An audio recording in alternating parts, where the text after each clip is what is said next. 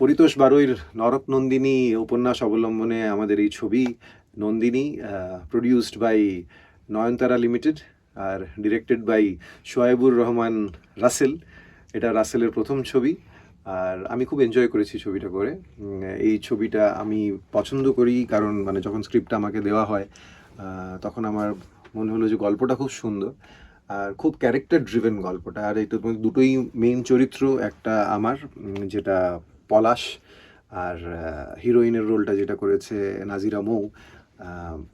So আমাদের দুজনের character সবচেয়ে স্ট্রং ছিল, তাছাড়া আশেপাশে যত সাপোর্টিং ক্যারেক্টার সবগুলো খুব সুন্দর করে লেখা, খুব ইন্টারেস্টিং। নসুর ক্যারেক্টারটা খুবই ইন্টারেস্টিং।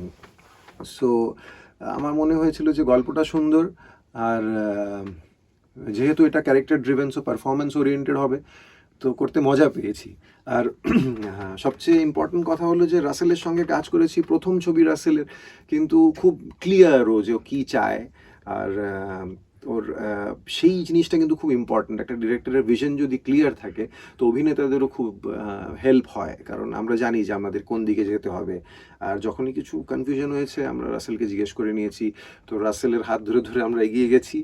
আর ওর টিমটাও খুব ভালো ছিল, সব এডিজরা খুব হেল্পফুল ছিল। এনজয় করেছি শুটিং এক্সপিরিয়েন্সটা।